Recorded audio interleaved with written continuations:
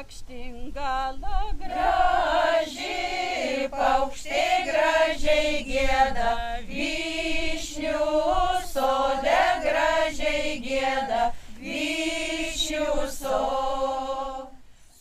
Kalvarijos krašto dainavimo tradicija tai senovinių dermių ištinguotos vienbalsės ir daugiabalsės dainos, susietos su suduvių papročiais, ūkiniais veiklos ir amatų demonstravimu. Kadais plačiai skambėjo dainos beveik visuose Kalvarijos krašto kaimuose. Tarpukario įrašuose užfiksuoti XIX amžiuje gimusių pateikėjų balsai leidžia išgirsti senąją apeiginio dainavimo tradiciją. Bruknyčią atėjo kokiais 80 metais. Dainavo amžinatilsį Sakavičienė, Bendaravičienė, Aldona, Misiukevičienė, Aldona, Bendaravičienė Romutė, kuri buvo tikrai daug mus pamokė tų dainų. Daina tai yra pats geriausias, tas užmiršimas visų rūpesčių, vargų. Ir tikrai, kas sako, kas dainuoja ir groja, tas ilgai gyvena. Tai gal Dievas davė ir man tokį amžių sulaukti. Atsirado ta Bruknyčia, mane tai Bendaravičienė Romutė kaiminystėje gyveno, ir jinai mane prikalbino. Ateina lietus per pačius pietus, gysim karves namo, pro bobos vartus, pas tuos vartus yra bala. Tai Bruknyčiai palinkėčiau, kad dar visos gyvos būtum ir visos bendrautum, draugautum ir dainuotum toliau.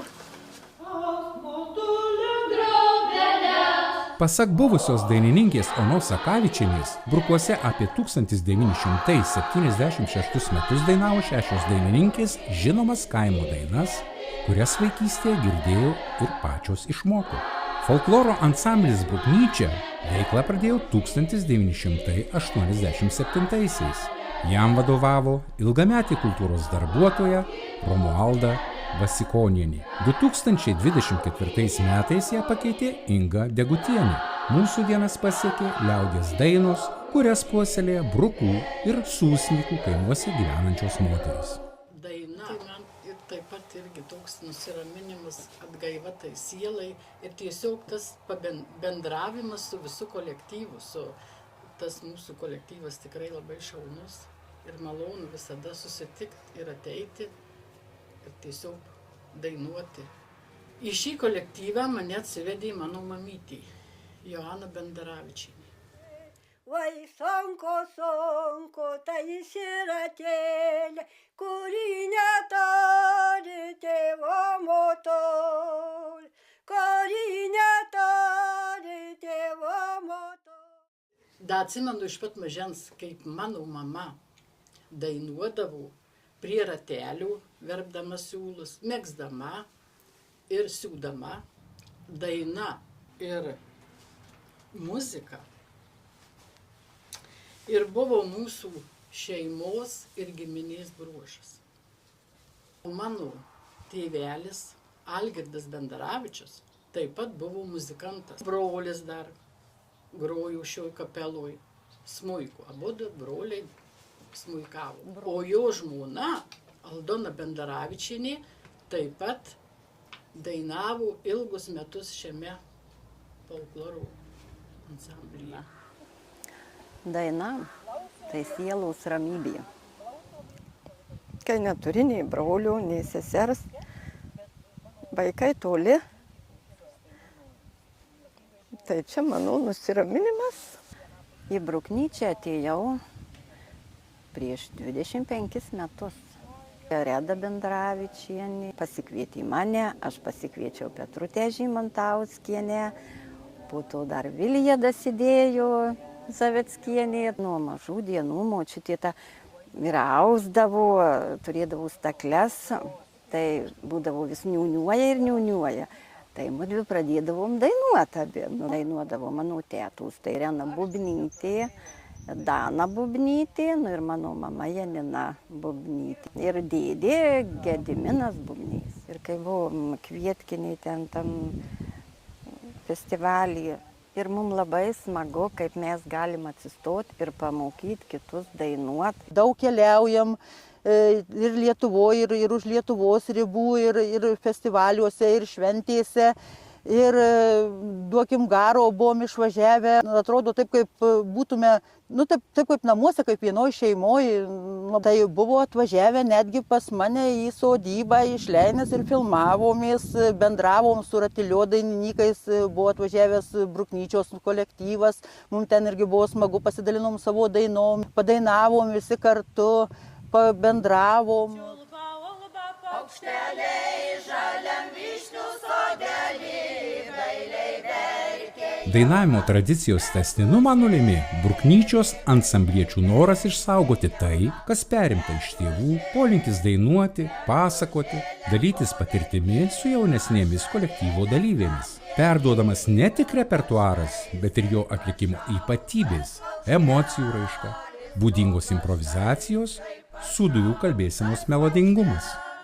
Bruknyčia kaip antra šeima. Labai mielos moterys, o jaunesnės kaip sesės. Ir į kolektyvą atėjo mano 2 anūkės ir dukra, kuri dabar vadovauja.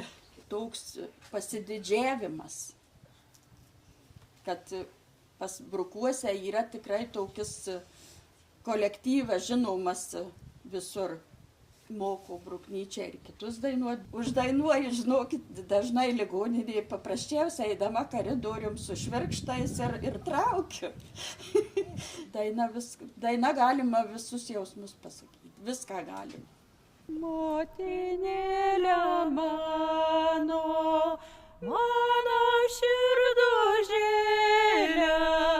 kalbin mane geri žmonės, iš žmonių marte. Esu tikrai dėkinga, priėmė moterys Bruknyčią, dalyvavę su savo programomis, ralio karvutės, pas bernelį eidama, nuo grūdo iki duonos kepalo.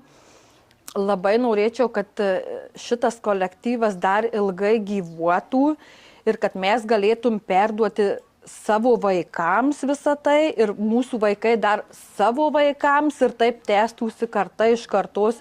Bėk, bėk, kurapkytė nepagaus mažutytė, bėk, bėk, kurapkytė nepagaus mažutytė.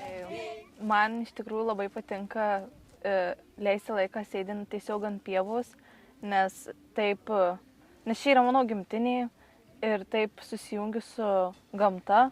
Klausant dainos gali išgyventi daug emocijų ir kiekvieną kartą, kai tu paklausai tos dainos, atrodo, išgyveni vis kitaip, vis kitoje aplinkoje. Ir aš manau, tai ir padaro dainą tokią tikrai nuostabę ir įsimintiną. Ir kai nueini į Bruknyčią ir dainuoji su visom moteriam, tai toks labai fainas jausmas, kadangi čia dainuoja ir mano močiutė, ir mano teta.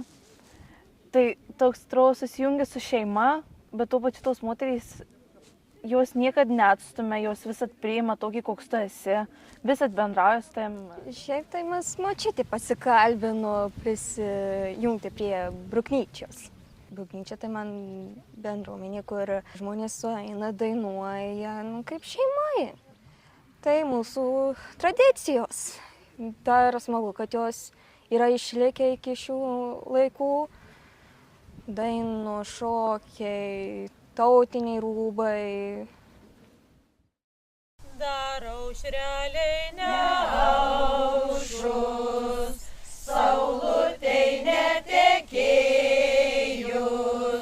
laikas jauteliai gyti, ir lygiasias lankelės, laikas jauteliai gyti.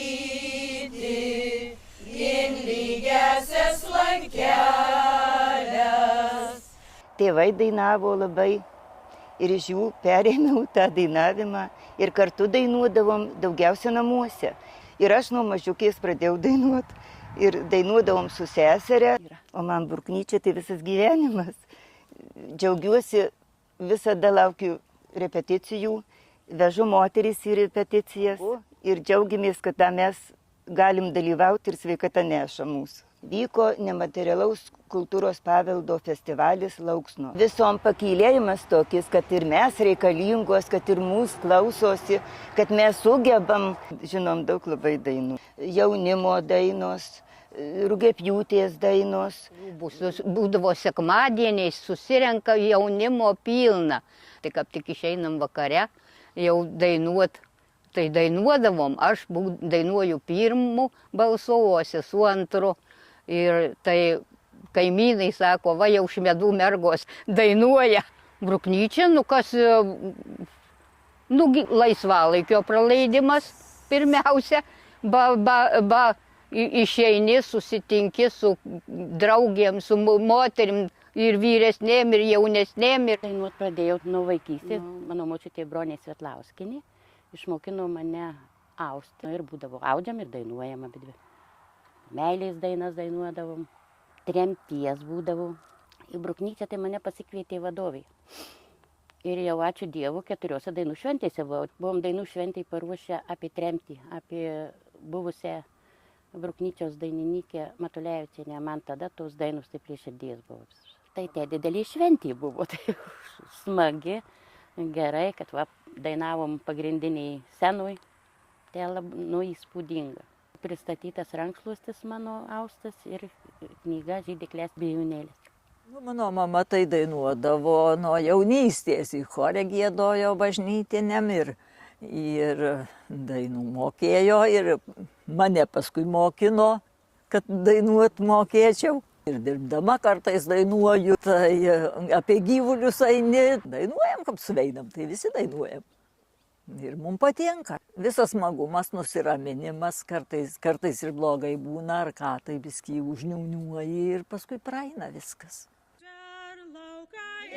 2022 metais vertybė Kalvarijos krašto dainavimo tradicija Brukų kaime įtraukta į nematerialaus kultūros paveldo vertybių sąvadą. 4 metus Bruknyčia dalyvauja projekte Kalvarijos krašto etnokultūrinės savasties ženklai. Per tuos metus surengta 17 vertybės pristatymų. Dainuodavau nuo mažų dienų, nes girdėjau, kaip mama dainuoja. Būdavo daržus ravi, šienuką greboja, ate gyvuliukus kokius prižiūro ir vis dainuoja. Tepi aš išmokau, tepi visą mūsų šeimyną imprato, tepi iki pat dabar dainuojam, kaip susirenkam per Kalėdas, ate per Velykas, ate per kokius jubiliejus, giminės, šeimos šventės. Man labai gražu tos jaunimo meilės dainos, paskui vestuvinės, gamtos aprašymai tie visi gražūs. Dalyvavom taip pat ir festivaliuose. Pagrindinis festivalis ant Tėvelio dvaro, kai visi susirinkom, kai mokėmės vieni iš kitų. Aušta aušrelė, šviesi pazarėlė, rengės brolis vaiskanjoti, rengės brolis vaiskanjoti. Labai įsimintini įvykiai būna, kai vyksta dainų šventės.